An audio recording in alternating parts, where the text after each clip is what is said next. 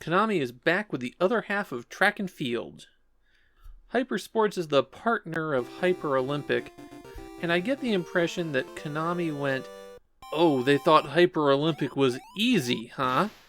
Well, let's just see how easy they find this." You could beat Hyper Olympic without a cheater rapid-fire method. You cannot do that with Hypersports. And unfortunately, my Joy Ball has yet to arrive, so I was relegated to hitting the button as fast as I could with my hand. And I'm not joking about it being impossible to play without some kind of assistance. Let's watch this compilation of all of my faults when I tried to do the triple jump, the second event.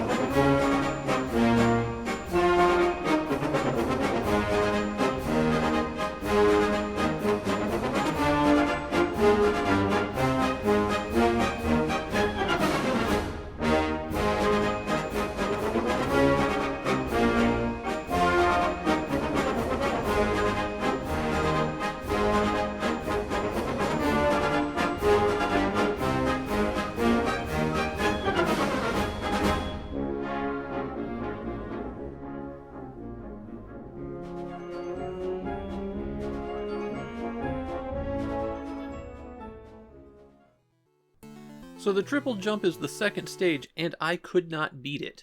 Couldn't even come close. Every single attempt ended up in a fault.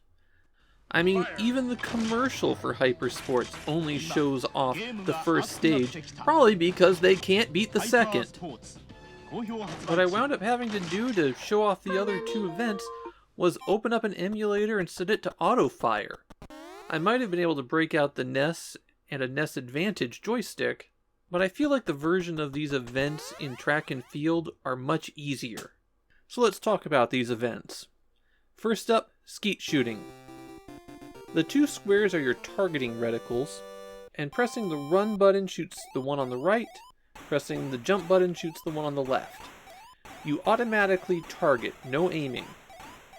So what this event comes down to is hitting the appropriate button when the skeet passes over that line. Make a few consecutive shots, and your target reticle gets bigger. However, the skeet also starts coming out faster.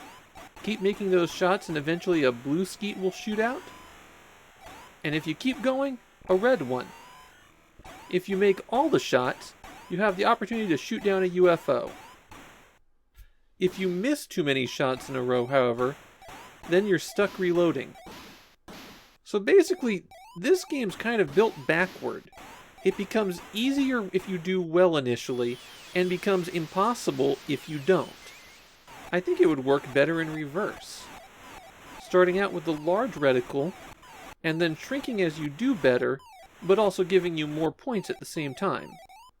And if reloading is going to be something in the game, then it needs to be every time, not as a punishment for missing, which means you're just missing more points.